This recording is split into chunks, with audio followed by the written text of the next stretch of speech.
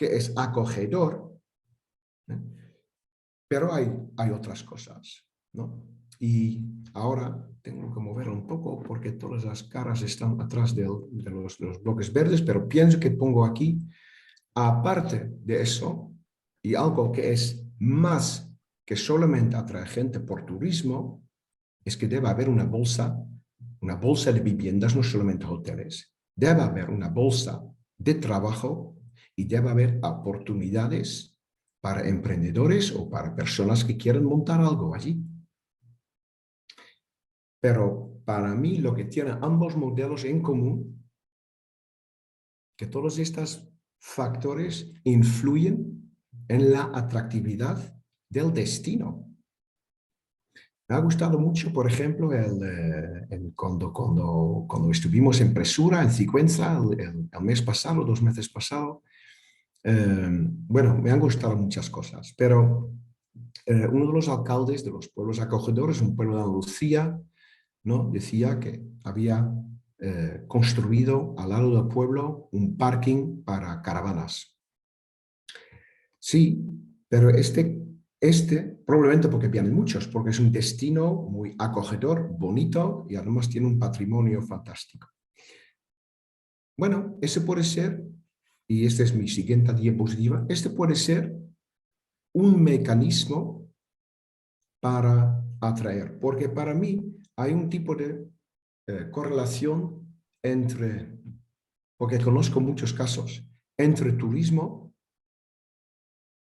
porque turismo puede ser solamente una vez, pero turismo puede ser voy a volver y voy a volver y voy a volver y la última fase es que me quedo. Yo pienso que hay muchísimos ejemplos de este ciclo y de esta correlación.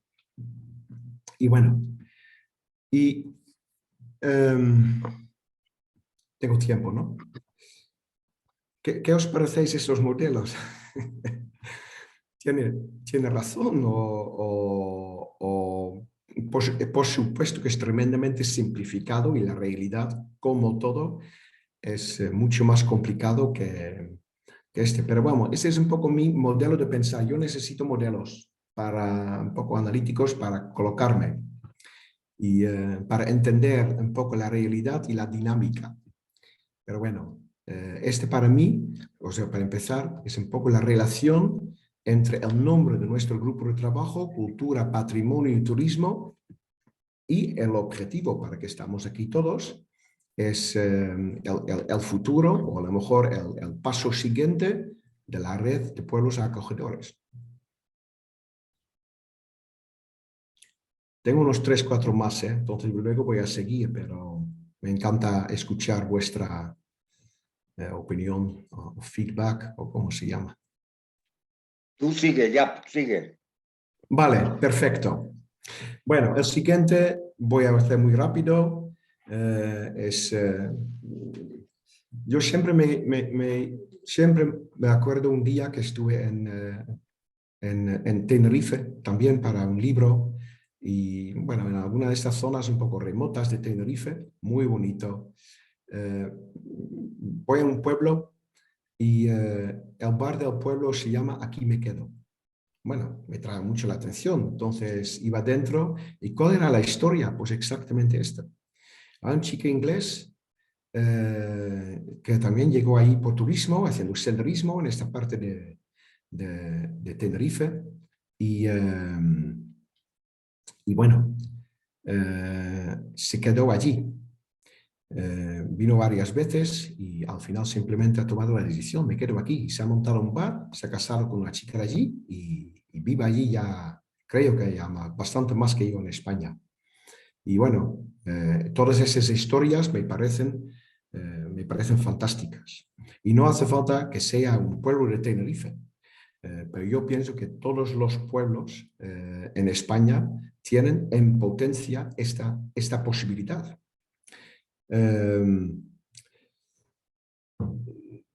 Y creo en eso. Esto para mí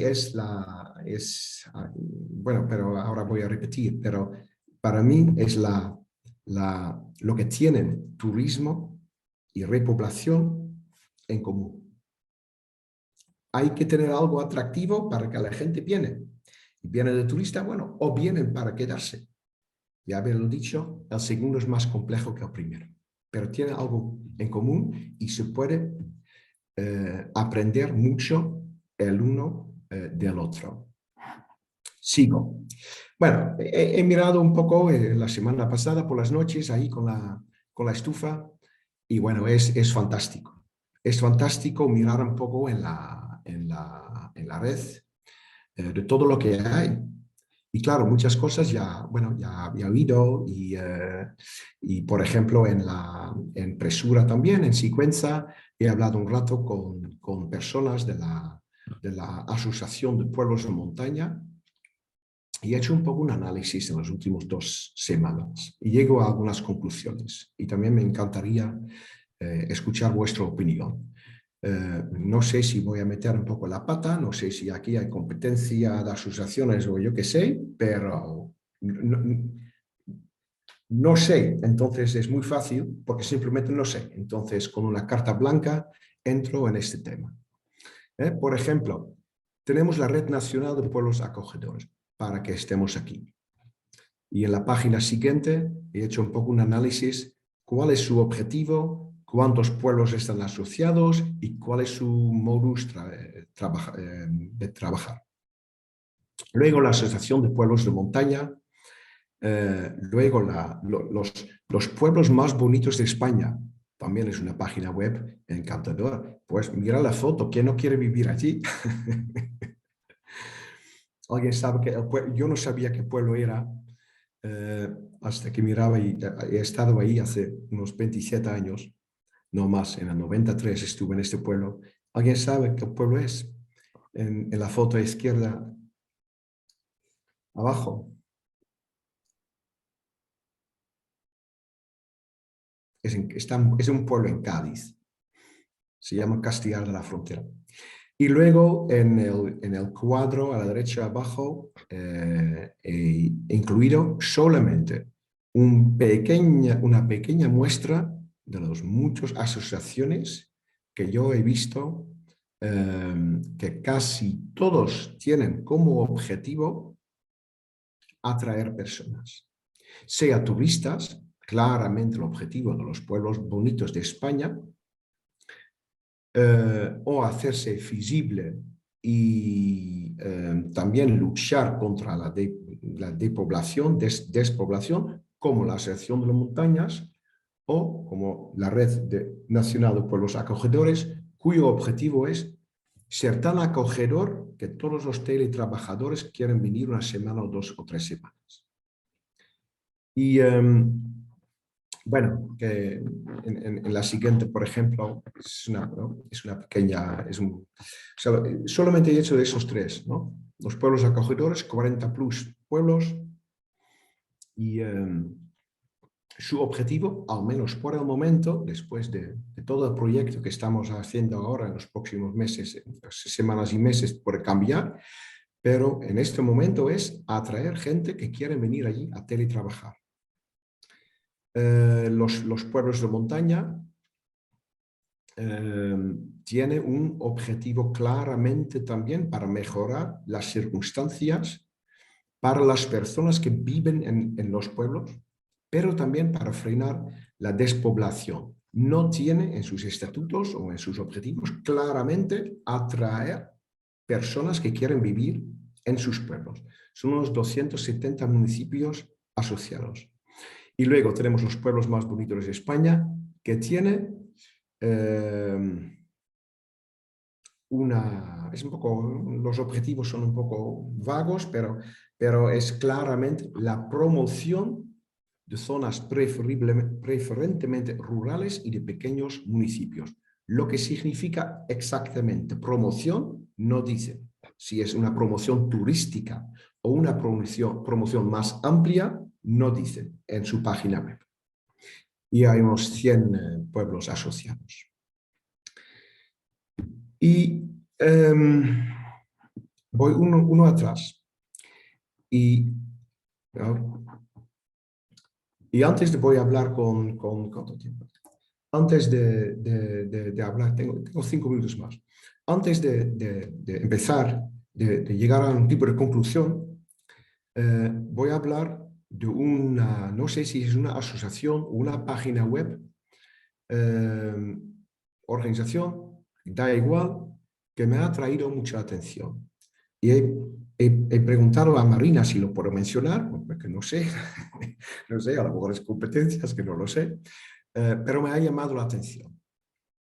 Porque para mí es un concepto que, que junta muchos variables que yo creo que son muy interesantes, no solamente para un tema de turística, pero sobre todo para un tema de atraer personas. Voy allí. Bueno, aquí lo he integrado un poco los dos modelos en los diapositivas anteriores.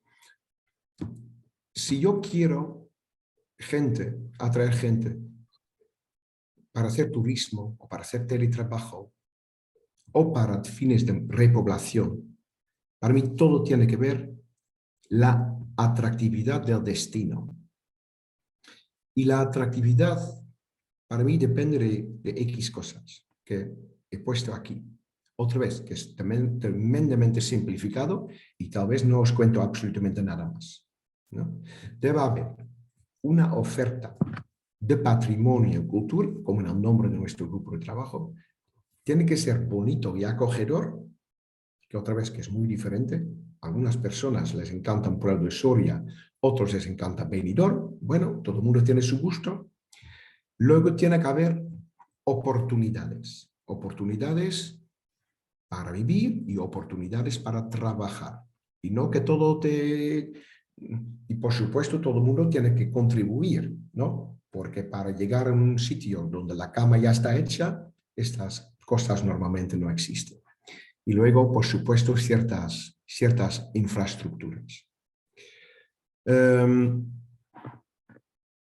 he visto yo en esta página web? Que me ha llamado. Esta página web está muy lejos de perfecto, pero tiene algunas cosas muy interesantes. Por ejemplo, he hecho una pantallaza de la página web, o la asociación se llama Vente a vivir a un pueblo. ¿Y qué hace? Es un portal, tú entras, dicen, ¿quieres vivir a un pueblo? Bueno, entonces te damos algunas posibilidades. Por ejemplo, puedes elegir la zona, incluso puedes elegir el pueblo. Y luego en cada pueblo pinchas y hay una oferta. ¿Qué te ofrecemos? Y además, ¿qué te pedimos de ti? Pero ¿qué es? Y no es solamente que hay un puente de Alcántara románica muy bonito. No, hay sanidad, hay escuelas, hay una estación de tren, hay asociaciones, hay un coro o una banda, una club de cartas, es que yo qué sé, cosas. Y luego, por supuesto, hay una bolsa de trabajo, una oferta de trabajo. Si tú quieres hacer autónomo o tienes tu propia idea, hay ayudas o subvenciones. Otra vez, está muy lejos de perfecto, pero me gusta el concepto. Porque allí, así, alguien que está buscando un destino sabe más o menos lo que hay. Y bueno, al menos este pantallaza es de un pueblo que también es participante en la red de pueblos acogedores. Entonces parecen que comen de panes diferentes, como se dice en holandés. Pero me ha gustado.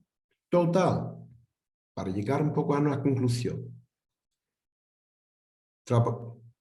Para mí hay una correlación entre turismo y repoblación.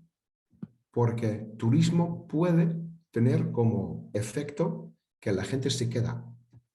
Luego, para mí, hay un concepto que es central, que es la atractividad para el destino, sea para fines turísticos o para fines de repoblación. Y luego, y también para nuestros amigos de la red de pueblos acogedores, ¿por qué? ¿Por qué solamente ser acogedor para teletrabajadores? Yo pienso que hay que hacer un paso más y decir, pero también somos muy acogedores para gente que quieren quedarse con nosotros. Porque el concepto de teletrabajo, después de la pandemia, sí, sigue, pero ya no es tan urgente que hace 1 o 2 años. Y de alguna manera tenemos que mostrar lo atractivo, lo bonito que somos para y hacernos visibles. Y bueno, creo que ya he pasado la media hora, pero bueno, este ha sido un poco mi modelo. Y luego colaborar, porque para mí personalmente no tiene mucho sentido que hay 50, pues a lo mejor un poco exagerado, pero y a lo mejor ahora me meto un poco la pata, pero esta página que estamos aquí viendo y pueblos acogedores pueden colaborar perfectamente o al menos aparecer en una misma plataforma que se llama, no sé, ¿quieres venir al campo o quieres vivir en un pueblo o quieres venir a las zonas más rurales? Ya, ya. Vale, Sí, sal de compartir pantalla, por favor. vale. Hecho. Yo no sé si alguien quiere hacer algún comentario sobre lo que ha dicho Jap. Bueno, yo sí que quiero hacer un comentario y decirle a Jap que en la página de Pueblos Acogedores, gran parte de esa información que él dice que existe en esta otra página, que no es en absoluto competencia, que como él bien dice, somos todos complementarios. Nosotros en la página de Pueblos Acogedores también incluimos información detallada de los servicios que tiene el pueblo hasta del coste de la vida. O sea, y eso es una cosa que muchas personas que se ponen en contacto con la red, ¿no? Pues para buscar ese pueblo donde teletrabajar o donde vivir, lo agradecen. Y deciros también que en estas últimas semanas no sabemos por qué se ha incrementado muchísimo el tráfico y la demanda de información en la página de la red de pueblos acogedores. Y comentar que celebramos una asamblea el 23 y el 24 de mayo, ¿verdad, Susana? Donde precisamente vamos a dar ese paso que quizás comentaba Jap. Yo sí te quiero comentar que creo que la palabra atractividad no existe en castellano, pero bueno, lo puedes decir como quieras. Activo, sí, vale. ¿Qué tenemos que hacer ahora? Marina, ¿verdad? Te toca a ti. Me toca, muy bien. Pues muchas venga. gracias, Roberto. De nada. Y gracias, Jap. Bueno, se nota que Jap Nada. es el relator de este equipo, ¿no? Ya sabéis que todos los equipos tienen un coordinador, una coordinadora. En este caso, además, quiero disculpar la presencia de Ana Gómez, que es la coordinadora de este equipo y que me ha trasladado, ahora mismo está volviendo de viaje y no ha podido conectarse, pero seguirá la sesión a través de la grabación y, por supuesto, está a vuestra disposición para lo que la necesitéis. Y bueno, pues Jap es nuestro relator, así que muchas gracias, Jap, por tus aportaciones. Faltaría más, nosotros esto de la censura no lo entenderíamos nunca, entonces puedes hablar de lo que buenamente te apetezca. Queríamos, sobre todo, que Jap nos aportara la visión de una persona que, sin ser de este país, lleva 27 años entre nosotros. Así que en algún caso, y no veo a Inés ahora mismo por aquí, se nos ha debido desconectar, pero en algún caso Estoy lleva aquí. más años aquí. Ah, que no te veía, Inés. En algún caso lleva más años que tú viviendo, ¿no? O sea, que es una maravilla, ¿no? Y queríamos justo eso, que nos aportara esa visión suya desde alguien que viene de fuera, ¿no? Pues también porque, bueno, y lo vamos a ver ahora en los resultados, yo quería, antes de mostraros los resultados del trabajo que habéis hecho y del que os estamos profundamente agradecidos, reitero el agradecimiento en nombre de todos mis compañeros, quería aclarar un par de cosas, ¿no? Al respecto. La primera, que hay una serie de cuestiones que aparecen de manera transversal en todos los grupos. O sea, el tema de la vivienda, que ha mencionado Jaap en su presentación, es un asunto que repiten en todos los grupos. Da igual que hablemos de teletrabajo, que hablemos de economía digital, que hablemos de turismo. O sea, el problema de la vivienda, que además, ¿verdad, Joaquín? Los que ya llevamos años, llevan años trabajando en esto de la repoblación, lo conocen bien, efectivamente hay un problema de vivienda. Hay otra serie de cuestiones que también aparecen de manera transversal, como es el caso de la conectividad, de Internet, de la fibra, de la conexión de banda ancha, en fin. Hay una serie de temas transversales, entonces lo que sí que quiero deciros es, hemos intentado en las conclusiones sintetizadas de los resultados de los formularios, centrarnos en cada área, en lo que entendemos que tiene que ver con ese área, y trasladando a otras áreas aquello que les es propio. Ejemplo, el tema de la conectividad, pues lo hemos trasladado a economía digital porque es el área que entendemos que tiene que tratar esa cuestión. ¿Vale? Eso no quiere decir que no lo hayamos tenido en cuenta, sino que de alguna manera teníamos que distribuirlo. Esto también nos lleva a otra conclusión, y es que probablemente a la hora de formular soluciones también tengamos que tener una cierta visión transversal, ¿vale? Y que proyectos, prototipos, pilotos que puedan salir de este trabajo de ideación que hagamos en el G100 en cooperación, pues seguramente van a tener líneas que tocan a todas y cada una de las áreas. Así que esto también lo digo porque como cuando veáis los resultados de los diagnósticos, de los formularios, si veis que echáis en falta algo en concreto, pensad que a lo mejor puede estar en otra área, ¿vale? Y dicho eso, voy a compartir pantalla porque voy a contaros cuáles son los principales resultados que hemos visto. Vale. Bueno, pues ahí vamos. Ahí está ya. Cuestiones que han aparecido de una manera clarísima, repetidas en todos los cuestionarios que habéis cumplimentado. Por supuesto, el tema de la vivienda. Hay una demanda de vivienda que además está muy ligada al concepto de estacionalidad. Es decir, cuando existe una oferta de vivienda, en algunos casos esa vivienda se asocia solamente al turismo. ¿Por qué? Pues porque probablemente tenga una mayor rentabilidad económica, pues por diferentes motivos, ¿no? Pero esto es una de las cuestiones que han aparecido en casi todos los cuestionarios. El problema de la estacionalidad también aparece en todo lo que tiene que ver con los servicios y con las diferentes demandas de servicio, nivel de demanda de servicio según esa estacionalidad. Aparecen cuestiones como la falta de oferta de ocio de calidad, alternativas, la oferta de empleo asociada al turismo y que en algunos casos parece que no esté resuelta. En algún cuestionario me llamaba la atención que se mencionaba los problemas que tienen los trabajadores del sector turístico para conciliar sus vidas laborales y personales, que seguramente lo tengan en todos los lugares, pero que lo tienen de una manera mucho más destacada en los pueblos porque no existe una oferta de servicios que les permita atender a sus hijos en esos momentos en los que precisamente los niños y las niñas están fuera de los colegios. Aparece en casi todos los cuestionarios el tema del patrimonio. Hay un grandísimo patrimonio en los pueblos que, sin embargo, está o bien deteriorado o cuanto menos o abandonado, en algún caso también. Habláis de subvenciones, de ayudas públicas.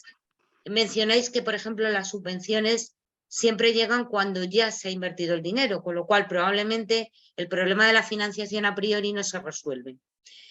Decís que hay una diferencia objetiva entre la oferta cultural urbana y la oferta cultural rural, tanto en cantidad como en calidad.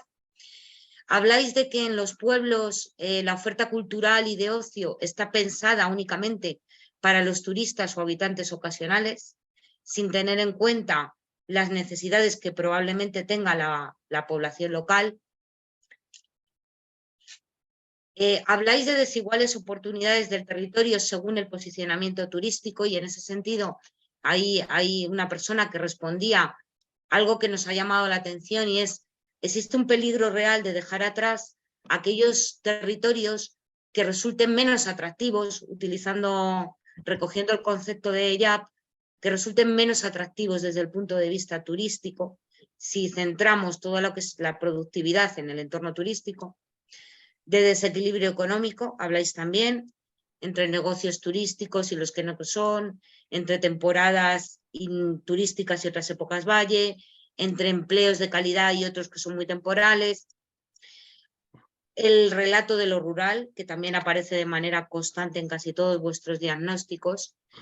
Parece que la vida rural es poco interesante si se le compara con la vida que pueden llevar las personas en la ciudad. Hay una autopercepción negativa, y esto es importante, de las personas que habitan en el mundo rural. Existe además esa falta de interés, en algún caso, por preservar el patrimonio, también porque en muchas ocasiones los propios vecinos y vecinas no saben el patrimonio que tienen, ¿no? Y eso quizá lo conocemos también de primera mano. Eso hace que no le presten suficiente atención y que tampoco se preste la suficiente atención desde las administraciones. Aparte de que la legislación y la normativa están pensadas casi exclusivamente para lo urbano, y esto es una cuestión en la que no hemos querido entrar, pero que ya se trató largo y tendido en el G100 del Rural Proofing, ¿no? De cómo toda la legislación y cómo toda la normativa se había construido desde los despachos de las grandes ciudades y con una mirada ausente en el territorio rural. Y por supuesto, pues también todo lo que tiene que ver con analizar la rentabilidad teniendo en cuenta solamente la cuestión económica, ¿no? Y que impide que se puedan poner en marcha proyectos sociales y culturales con un valor de impacto social y ambiental mayor que el que pueda ser su rentabilidad.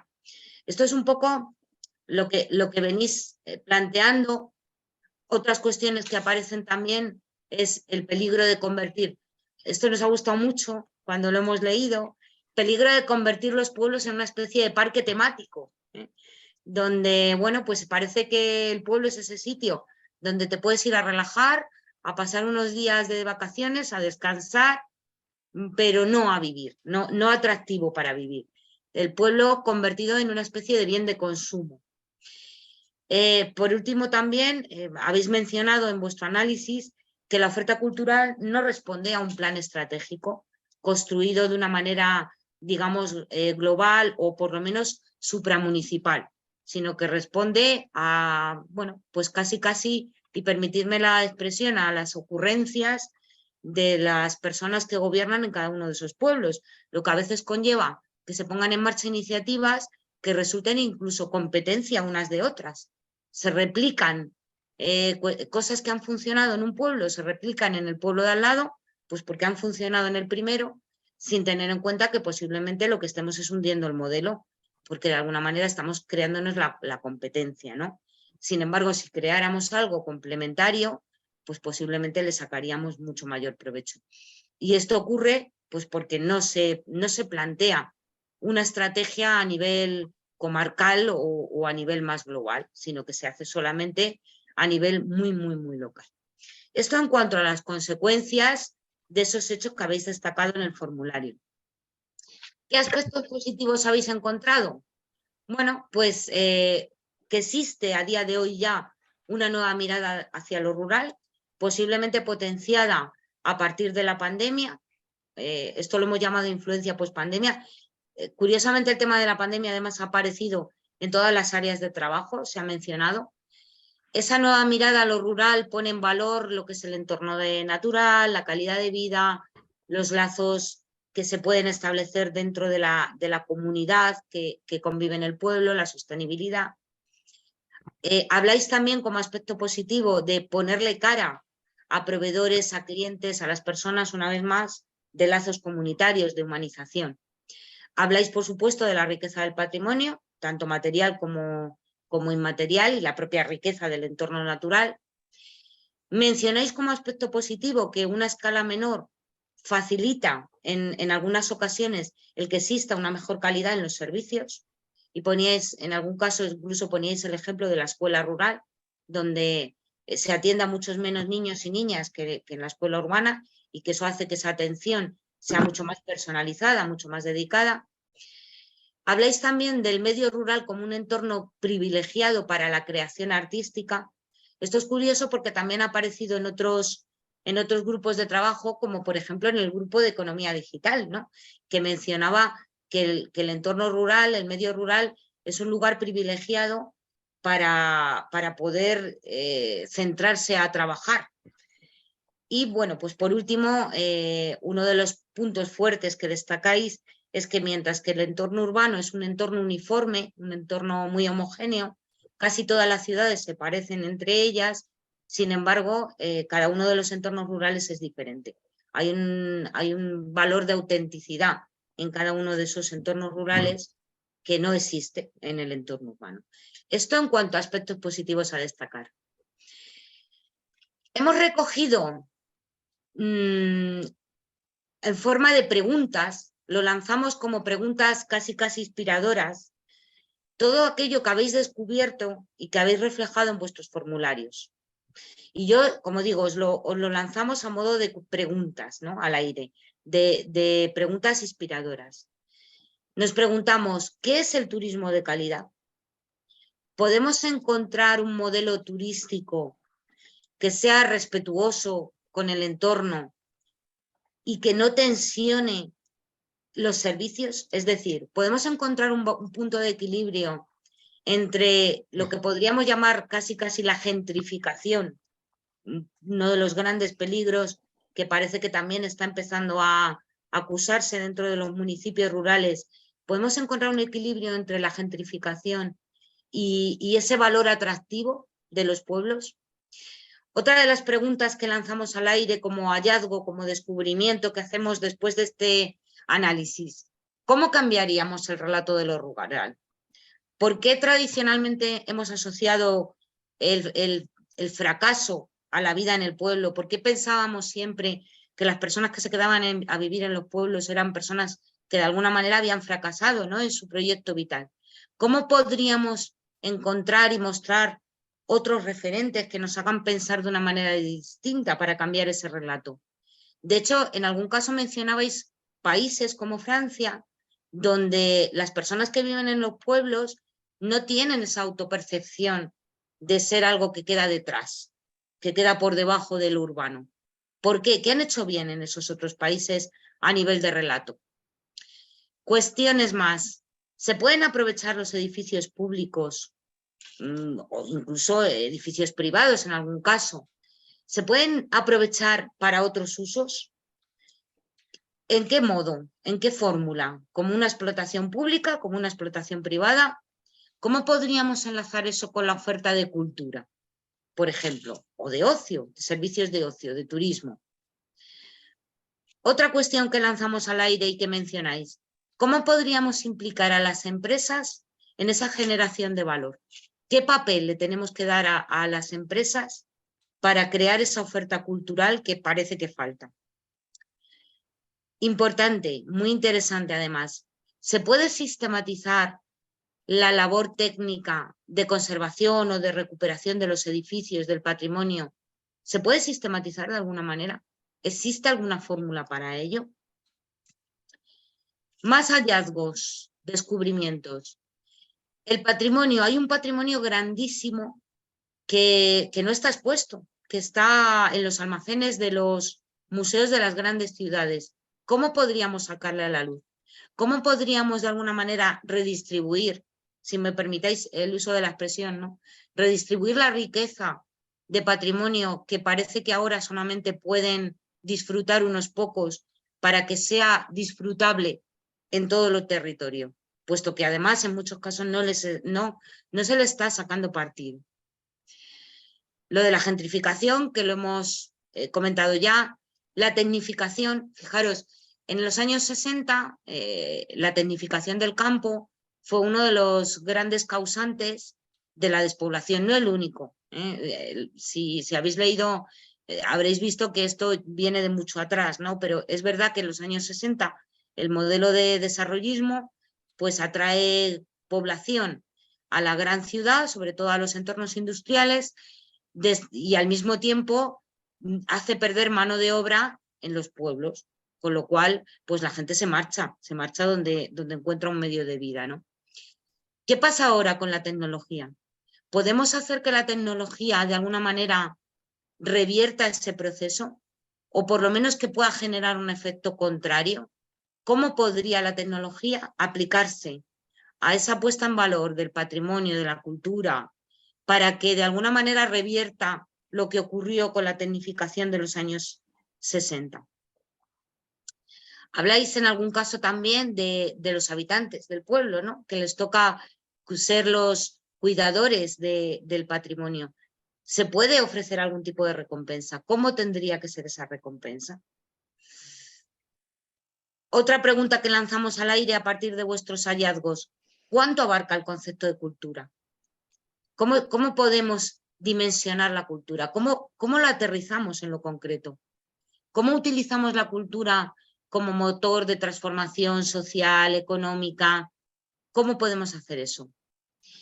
Y por último, ¿cómo hacer que los habitantes del medio rural se conviertan en prosumidores? La palabra prosumidor, Roberto, antes que me lo digas, no existe en el castellano. Es una mezcla inventada entre la palabra productor y la palabra consumidor. Se emplea mucho en marketing para todas aquellas personas que de alguna manera consumen contenidos y que también crean o generan esos contenidos al mismo tiempo.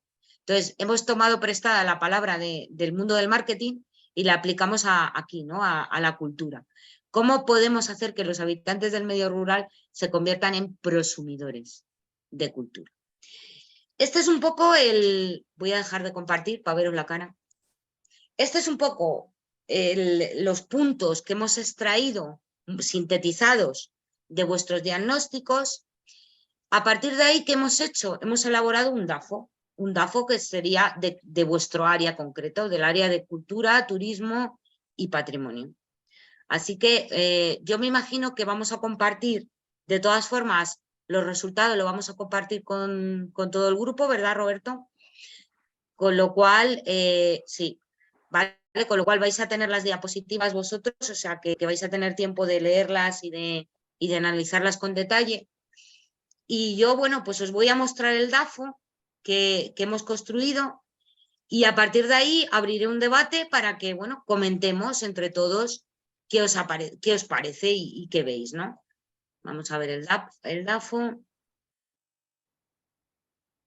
Bueno, pues ahí tenéis el DAFO. Yo creo que se ve bien, ¿vale? Debilidades, amenazas, fortalezas y oportunidades del entorno rural en el campo del turismo, la cultura y el patrimonio. ¿Vale? Debilidades, desajuste entre oferta y demanda de vivienda, sobre todo cuando se trata de una vivienda de larga estancia. Una oferta cultural poco atractiva, hay una gran diferencia con la ciudad. Un patrimonio material e inmaterial que está cuanto menos abandonado, sino directamente desconocido o en desuso. Una economía centrada casi exclusivamente en turismo. Yo diría que aquí además también en agricultura y ganadería, lo que pasa es que estos sectores, por ser tradicionales, no los hemos querido mencionar aquí, ¿no? Pero demasiado centrada en el turismo. Eso provoca empleo de baja calidad y de una productividad muy sujeta a las estaciones. Una autopercepción negativa de lo rural como algo que no es interesante. Poca colaboración entre pueblos próximos para generar ese plan estratégico del que hablábamos. Amenazas, el tempo de la financiación, que no responde a las necesidades reales. Una legislación normativa diseñada para lo urbano, como ya vimos en Rural Proofing. La valoración de interés de zona despoblada se hace en función de su atractivo turístico y no en función de otra serie de atractivos. La medida de rentabilidad, que se centra casi exclusivamente en lo económico. La apreciación externa de un pueblo como un bien de consumo, como parque temático. Por contra, ¿qué fortalezas encontramos? La propia riqueza del patrimonio, tanto material como inmaterial, histórico, natural. La autenticidad de esos entornos rurales frente a la homogeneidad de las ciudades. una mejor calidad de vida, que es incuestionable, la mayor cantidad, y yo diría que calidad también, de lazos comunitarios, un entorno propicio en general para la producción artística y de cualquier otro tipo, y esos pobladores como prosumidores de cultura.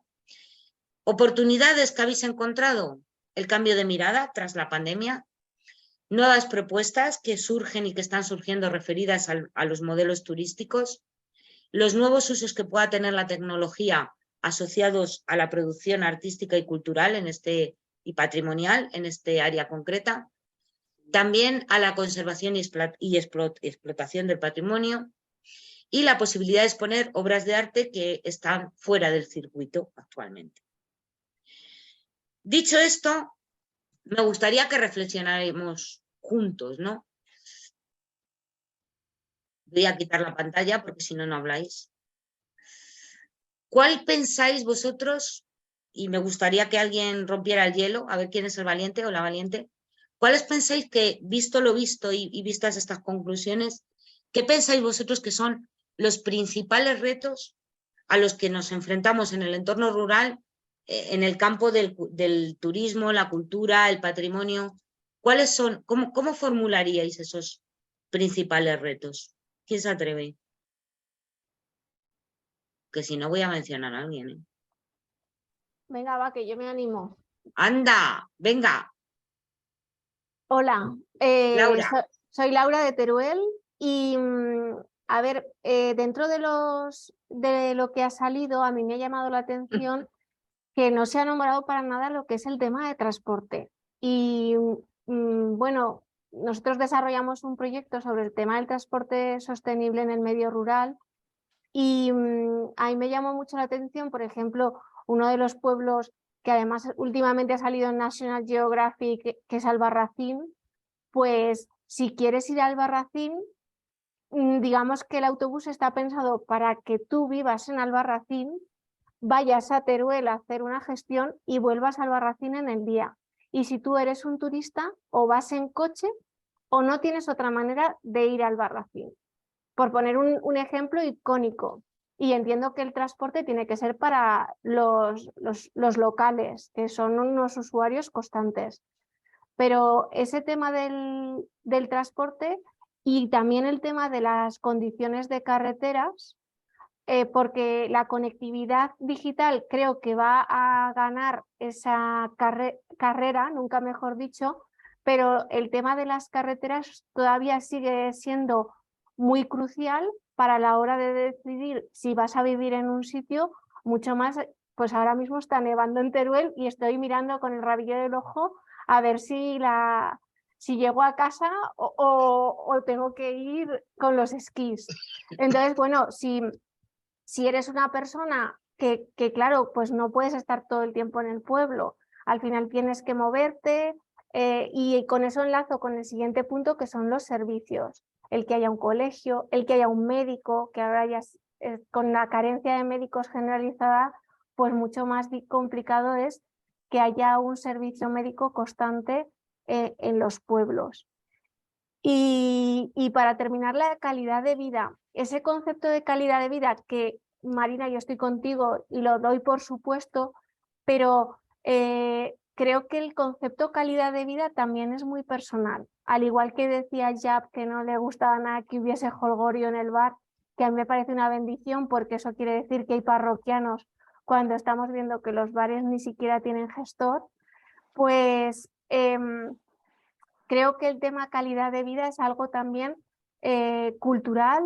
A lo mejor la calidad de vida para alguien es poder ir al Teatro Real y escuchar una ópera, y quizá para mí la calidad de vida es poder salir a atender y que me encuentre en la ventana de enfrente a mi vecina y podamos tener un momento de charreta totalmente fortuito. Entonces, bueno, yo creo que respondo, pero también lanzo algún elemento nuevo porque me han llamado la atención. Y enhorabuena porque me parece un pedazo de trabajo sintetizar toda esta información que cada uno lanzamos como Dios nos da a entender. Pues muchas gracias, Laura. Yo recojo tu sugerencia. Ahora estoy contigo, Miguel. No se nos olvida el tema del transporte, lo habéis mencionado, además en más de un caso, pero se lo hemos dejado, eso y la parte de servicios, se lo hemos dejado al área de servicios, a la ciudadanía. Pues era lo que decía un poco al principio, es que hay cuestiones que son transversales. Entonces, efectivamente, tienes razón. Y de hecho, lo de las carreteras, lo del transporte, por supuesto. Todo esto ha salido y se lo hemos pasado al área correspondiente. En cuanto a tu reflexión sobre la calidad de vida, 100% de acuerdo. Y esto lo dejo a debate. Miguel, querías decir algo, ¿no? Sí, en relación precisamente al tema de transporte, claro, yo por ejemplo que soy de Palencia, ¿no? Y visito mucho con frecuencia y conozco a gente y demás en la montaña palentina. Claro, por ejemplo, el tema de transporte, la tesitura que se está dando en el tema del turismo en la montaña palentina es que, claro, igual que está la dicotomía entre lo rural y lo urbano, dentro de lo rural ahora están, claro, esa diferencia entre las cabeceras de comarca y las otras localidades, ¿no? Por ejemplo, en la montaña palentina funciona muy bien con el turismo las cabeceras de comarca, Aguilar de Campo y Cervera de Pisuerga, pero sin embargo tenemos hasta 100 y pico pueblos que cada vez están más desconectados. Estamos hablando de que, por ejemplo, una de las comarcas que más podría funcionar con el turismo por los paisajes, la montaña y demás, que es la Pernía, son 200 personas distribuidas en 16 localidades. Eso os podéis imaginar, ¿no? Alguna localidad incluso tienen 2 habitantes que encima ni se hablan entre ellos dos. Entonces, estos sitios se están quedando descolgados con un restaurante, una casa rural, un elemento, a lo mejor por pueblo, 2, 3 de turismo, que cada vez lo tienen más difícil para que la gente acceda y vaya. Las líneas de autobús, efectivamente, como comentaba la compañera Laura, al final se esfuerzan en que lleguen a las cabeceras de comarca y el resto de municipios, de localidades, perdón, están quedando totalmente descolgadas. Y eso está empezado a afectar también al turismo, porque nos lo dicen restaurantes de la zona de más, algunos incluso han cerrado, una zona que debería ir a más y sin embargo va a menos por cosas como esta, como el transporte. Que dice, claro, es que hay turistas que no disponen de coche, entonces van a la cabecera de comarca. Y esto parece, al menos aquí en mi territorio, parece un poco salvar las cabeceras de comarca y la sensación esa de dejadez, de que ya directamente cada vez hay menos esfuerzos en salvar estas pequeñas localidades, es cada vez más latente. Entonces, efectivamente, creo que es importante diferenciar esto también, las posibilidades de turismo a las cabeceras de comarca, pero lo que está pasando con las pequeñas localidades, ¿no? Eso es una cuestión que yo creo que enlaza muy bien con lo que mencionabais del plan, de esa especie de esa ausencia de plan estratégico a nivel global. O sea, si no existe un abordaje del problema a nivel global, pues esto es un poco lo del pez grande se coma al chico, ¿no? La cabecera de comarca como pueblo grande, pues de alguna manera está ejerciendo, si me permitís, una cierta presión centralista frente a los pueblos más pequeños, ¿no? Entonces, ¿cómo podríamos abordar eso? Esto ya va a formar parte de la segunda fase, ¿no? De la fase de ideación, pero dejo la pregunta en el aire. O sea, si cada uno de los pueblos, es razonable que cada uno de los pueblos pequeñitos intente hacer la guerra por su cuenta. ¿Podemos hacer un abordaje global? ¿Cómo podemos hacer ese abordaje global? Y que todos se enriquezcan con ello. ¿No? Es Marina, un poco... yo, perdona, Blanca. Sí, y es que justo en este tema me estaba acordando que los chicos bueno, aquí hay una compañía de transportes que lleva todo lo que es el transporte escolar de toda nuestra zona, porque aquí hay bueno, Sigüenza tiene 28 pedanías. En esas 28 pedanías seguro que no llegamos a 200 habitantes. O sea, es tremendo. Y todo lo que es toda la zona no tiene nada de transporte público, excepto el tren, que para cada vez menos en Sigüenza. Y luego en toda la comarca es muy complicado todo el tema de transporte. Y comentándolo con estos chicos, lo que ellos me decían, dice, hemos planteado al ayuntamiento, pero luego al final no salió, pero me pareció una gran idea. y decía que era simplemente aprovechar lo que es el transporte escolar, porque tienen los autobuses grandes y demás, para hacer el transporte de recoger, igual cuando cogen a los niños, llevar desde Sigüenza, por ejemplo, para Peregrina, tendrían 2 transportes al día, uno de ida y otro de vuelta. Es verdad que es como muy limitante, pero al menos es una opción que se podría dar para todas estas viviendas, pequeños municipios y demás, para tejer una pequeña red, porque al final siempre hay un pueblo de cabecera que tiene un colegio y hay un transporte escolar, y al final las rutas están. Entonces, creo que sí que se podría aprovechar esa infraestructura que ya existe y extrapolarla a nivel un poco global a todas nuestras zonas. ¿Qué opináis? Sí, Yo, yo francamente, perdón, no creo que el turismo de autobús sea el mayoritario en todas estas zonas. Es decir, No hablo de mejor- turistas, hablo más de habitantes, ¿sabes? Ya, De pero dar esa aquí estamos facilidad. hablando más bien de turismo y cómo atraer turismo a determinadas zonas y tal. Comentaba Miguel que había restaurantes en algún pueblo de 12 habitantes a los que no iba la gente porque no había autobuses.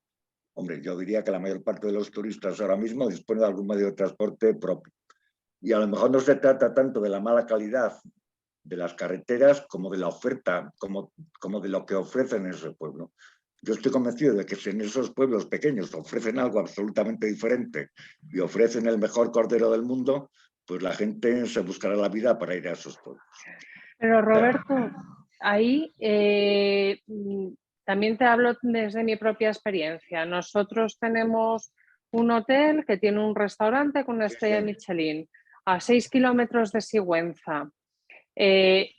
Tengo el parador, tengo un montón de sitios que podrían ser, que podría tener potenciales clientes para el restaurante, pero no vienen porque no hay un servicio de transfer, de taxi o algo así para llegar hasta mi casa, porque luego no quieren coger el coche de vuelta, habiendo bebido, habiendo comido pues bueno, una comida copiosa y demás. Entonces, eso a nivel turístico sí que está pasando, al menos en nuestra zona. Aquí hay 3 taxis que trabajan con agencias con seguros, y si les sale un accidente o algo así, que tienen que ir a la Nacional y llevar a pasajeros a Madrid, a Barcelona, pues evidentemente una carrera de 15 euros no les sale a cuenta y no me dan el servicio. Marta y Lidia quieren intervenir, además son alcaldesas, así que nos pueden dar una visión muy, muy buena, ¿no? Marta, habías intentado... Sí, que no encontraba para quitar el silenciador. Sí, aquí en la comarca de Molina de Aragón lleva ya muchos años funcionando el transporte a la carta con el servicio de transporte escolar. Y la verdad es que ha resuelto bastante el problema, por lo menos el servicio básico, que luego lleva razón la compañera en que de viernes a lunes ahí se acaba, o sea, los fines de semana, y sí que hay mucha gente que demanda transporte público para venir, mucha gente, porque hay mucha gente joven que no tiene coche, que incluso no tiene carné. O sea, en los pueblos eso lo normalizamos mucho, porque para poder vivir en un pueblo, tener carné de conducir y tener coche es algo básico, pero en las ciudades no. En las ciudades esa necesidad la tienen cubierta. Entonces, cuando quieren salir de las ciudades, la gente joven se encuentran con que no pueden llegar hasta nosotros si no hay un BlaBlaCar, que también es algo anecdótico, ¿no? Que de repente surja la chispa y alguien venga. Y sí que estamos detectando ese problema de gente que quiere venir en fines de semana, sobre todo gente joven, ya digo, y no puede porque no tiene transporte. Lidia, tú también tienes la mano. Sí, buenas tardes. A ver, es que estoy completamente de acuerdo con lo que ha expuesto la alcaldesa de Molina. Caleruega es uno de los municipios que forman parte de la red de pueblos acogedores y también de los más bonitos de España. O sea que nosotros participamos de una manera muy activa y muy potente en todas esas iniciativas turísticas, aparte Camino del Cid, Ruta del Vino Ribera del Duero, Y el año pasado que tuvimos una exposición muy potente que tenía que ver con Caleruega y con Santo Domingo, que nació aquí, mucha gente nos decía que era muy difícil llegar hasta Caleruega, si no era con medios propios. No existen autobuses, no hay un flujo de autobuses turísticos que generen ese tipo de rutas, porque en nuestro caso sí estamos un poco vinculados al turismo religioso, también al de naturaleza, que viene con familia, y eso sí que disponen de coches, medios propios, pero este tipo de turismo religioso que todavía puede estar asociado a gente más mayor, que antes de la pandemia se movía en autobuses y excursiones programadas, ahora no tiene cómo llegar. Y es un servicio que, por ser deficitario económicamente, pues los organismos supramunicipales lo han obviado, han prescindido de ello. Los medios privados, taxis y demás, pues en zonas así son dificultosos, porque al final el problema del precio, de la carestía, de conjugar horarios, pues sí que dificultan, y sería un incentivo muy importante, porque es verdad que en Caleruega, desde luego, hemos notado que esta participación activa en el turismo pues nos ha hecho tener habitantes, gente que se ha instalado y ahora vive de explotar negocios turísticos y hosteleros. Y sí que es una demanda que nos hacen muy frecuentemente. No podemos llegar a Caleruega, porque a Caleruega no es un sitio de paso, sino que tienes que acercarte. Y es que no hay ni un autobús comarcal que pueda atraer a la gente. Fijaros, y como anécdota, y ahora te doy paso, Javier, que también es alcalde, que también y Susana, claro, aquí están los alcaldes que nos tienen que contar, pero solo como anécdota, ¿no? Nosotros que vivíamos en Madrid hasta hace 2 años, que decidimos cambiar nuestra vida por la vida rural, en Madrid hay un autobús que sale de Plazas de España para llevarte a un gran centro comercial, que no voy a dar su nombre porque no voy a hacer publicidad gratis, que no me pagan, a un gran centro comercial que está en las afueras, en Las Rozas, para ser más exactos, y hay un autobús que sale de Plaza España para llegar a este centro comercial.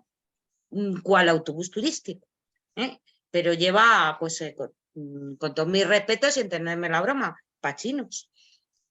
Javier, ¿tú querías intervenir? Sí, hola, buenas. Bueno, para quien no me conozca, yo soy Javi de Aledo, de Murcia. Y bueno, yo creo que estamos hablando del transporte. Es verdad que existe en muchos sitios el tema del transporte compartido con escolar, pero bueno, yo creo que eso en nivel turístico, pues bueno, creo que no afecta favorablemente, porque yo creo que es un servicio básico más bien para las personas que viven en los municipios, y bueno, es una manera por lo menos de prestar un servicio básico. Pero yo creo que en cuanto al turismo, pues un problema que creo que es grave y común en todos los pequeños municipios es el sector servicio en general. El sector servicio, y sobre todo cuando tiene que venir de la administración pública, y si son competencias regionales, pues complicado, porque son pequeñas poblaciones y afecta a un pequeño número de habitantes. Y luego, pues, en cuanto a las privadas, pues pasa similar, porque es muy difícil invertir y yo no sé, pero hay que reinventarse en el sector servicio en general. Yo pongo un ejemplo, bueno, me dedico a la música tradicional, entre otras cosas también, y yo ayer, bueno, mi pueblo, para quien no lo conozca, que no lo conoce ninguno, yo soy del sur, soy de Murcia, como he dicho, y mi pueblo tiene 1000 habitantes, que conozco pues la casuística del norte y es una gran población comparado a muchos sitios. Pero yo ayer mismo realizamos un evento de música tradicional y claro, ayer vienen 1000 personas. Esas personas se te presenta un problema, digo, a nivel turístico, cuando va ligado de la mano de la cultura, porque nosotros estamos muy convencidos en que la cultura puede ser un motor y una palanca para el desarrollo del municipio y para que la gente vea una oportunidad también de desarrollarse y vivir en el municipio. Pero claro, el sector servicio en general es un problema, porque si traen 1000 personas a un pueblo de 1000 habitantes, pues ¿dónde comen? No hay posibilidad de pernoctar o muy reducida. Y entonces, pues bueno, hay que instalar incluso aseos, portátiles, en fin, un poco una infraestructura, porque el sector servicios pues suele ser muy deficitario. Entonces, ese es un hándicap al que nos enfrentamos y claro, ahí, sobre todo, la iniciativa privada es fundamental. Y yo hablo con los dueños de algunos comercios, pero claro, ellos, cada uno al final hace sus cuentas y entonces, pues, no les compensa o, en fin. Entonces, vengo a poner eso encima de la mesa sobre el desarrollo turístico. El desarrollo turístico, obviamente, tiene que ir de mano del sector servicios. Y ya doy la perspectiva también de como administración, ¿no? como ayuntamiento, de que ahí tiene que ser la iniciativa privada y entonces es un poco la pescadilla que se muerde la cola, pues igual que en muchos sectores para el desarrollo rural, porque al ser en pequeñas poblaciones, pues es difícil, es complicado que alguien se atreva a invertir y se decida a montar una empresa o incluso un restaurante, porque ya estamos viendo que en algunos sitios es complicado hasta mantener un bar. Así que bueno, simplemente pues esa reflexión de que el sector servicios en general, no solo el transporte, que estoy de acuerdo, pero para el desarrollo turístico pasa por un desarrollo de servicios y lógicamente pues va de la mano de la iniciativa privada, con lo cual ahí es complicado también muchas veces hacer frente a eso. Muchas gracias, Javier. Laura está compartiendo a través del chat, ¿vale? Alguna dirección, por si queréis recogerla para verla un poco más tarde. Susana, tú también querías, Susana es la alcaldesa de Ayo, ¿nos cuenta, Susana? Sí, buenas tardes a todos y a todas. Como dice Marina, para los que no me conozcáis, soy la alcaldesa de Ayo, que es un pueblo que está en Navarra, donde nos vamos a ver, espero, el último fin de semana de febrero para celebrar ese segundo encuentro de la red de pueblos acogedores teletrabajadores. Entonces, que estaré encantada de que vengáis todos a visitarnos. Nosotros somos 939 habitantes, hemos subido población este año respecto al anterior, por fin estamos revirtiendo esa tendencia de descenso que teníamos y yo quería retomar un tema que habéis planteado y que me parece, bueno, aquí es que lo vivimos todos los días, es la necesidad de sumar y de crear comarca, de no enfrentarnos, de no competir, porque parece que si aquí un pueblo pues, contrata una orquesta en verano, el otro la tiene que contratar mejor.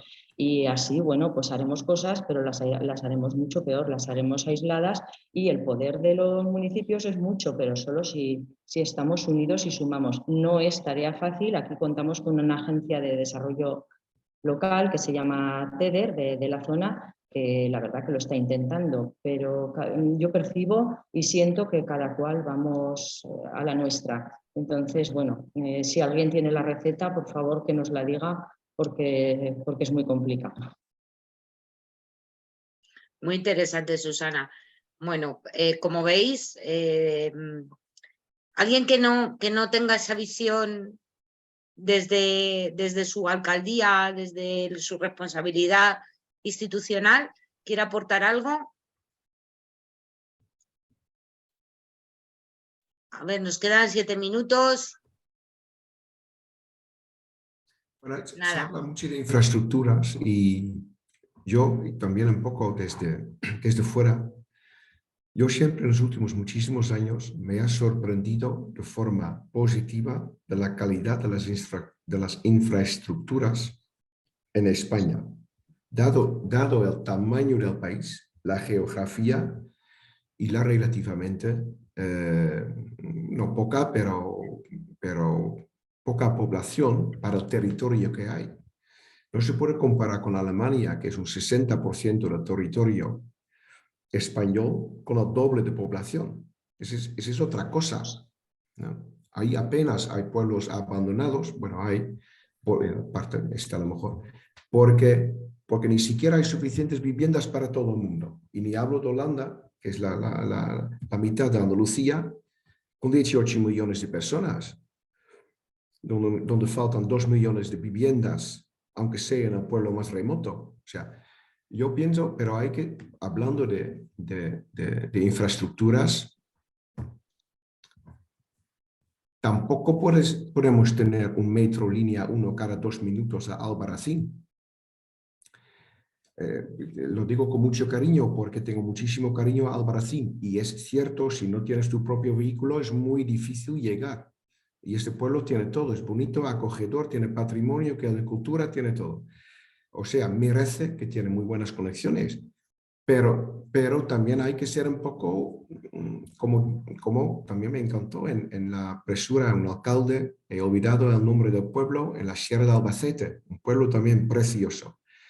Dice, tengo 7 niños que tienen que ir con el autobús al colegio, pero el autobús vale lo mismo cuando hay 7 niños o 37.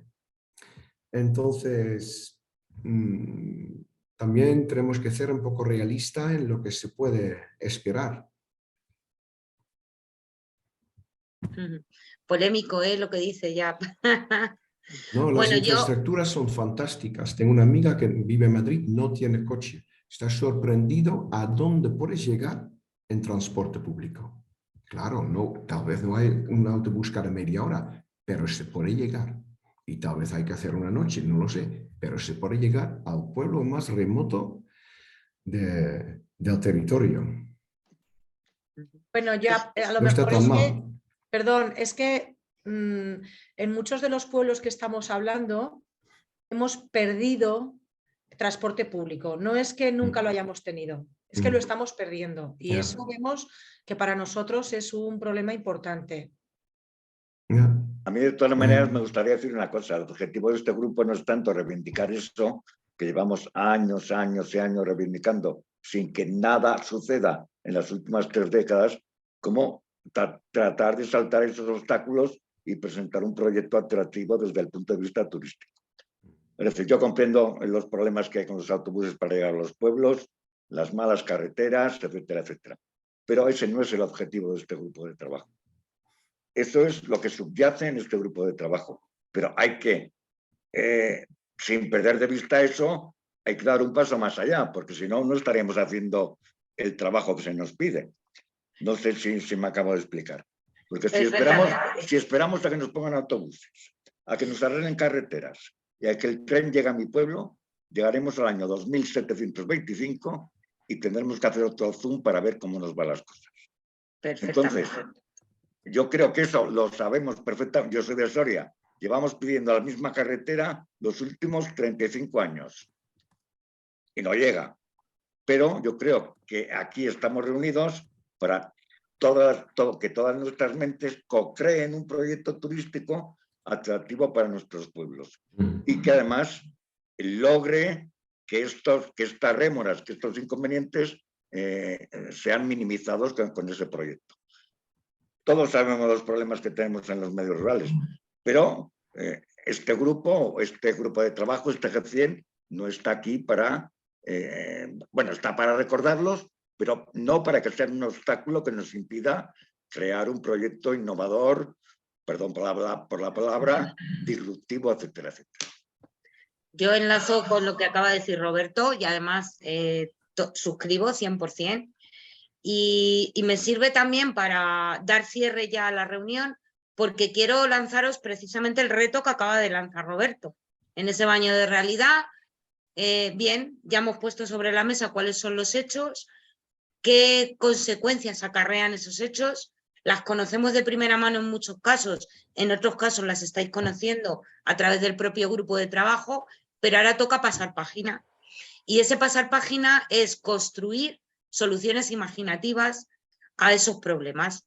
Así que para ello, la siguiente fase, y os hago un spoiler, mañana vais a recibir un segundo formulario que os agradeceré profundamente, si cabe aún más que en el anterior, que lo rellenéis, porque se trata de eso precisamente, de identificar cuáles son los retos que consideráis más importantes y empezar a aportar soluciones. ¿Con qué recursos contamos? ¿Qué fortalezas o en qué oportunidades, en qué fortalezas nos podemos apoyar para construir esas soluciones? ¿Qué necesitaríamos más para ponerlo en marcha? No olvidéis una cosa, que el objetivo de este trabajo es al menos conseguir un proyecto piloto que se pueda poner en marcha en los pueblos. Ese es el objetivo. Así que, siendo ese el objetivo, con lo que hemos hablado aquí esta tarde, con lo que ya sabéis todos y cada uno de vosotros, con las conclusiones que hemos extraído de vuestros diagnósticos, os pido que empecéis a pensar en soluciones. Ahí nada menos. Y nos ¿Nos vemos. vas a enviar las diapositivas que hemos visto hoy Sí. y el DAFO?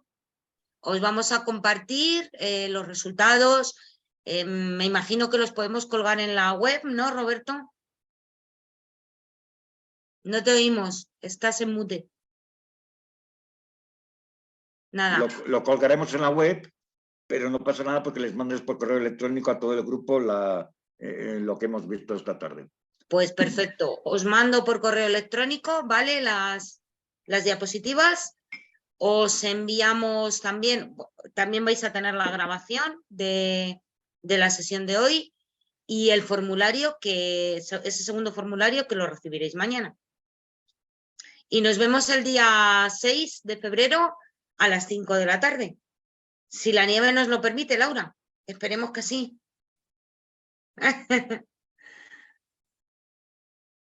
¿Vale? Oye, pues muchísimas gracias a todos y a todas por estar aquí esta tarde. Es un placer estar con vosotros. Gracias, de verdad. Adiós. Adiós. Adiós. Adiós.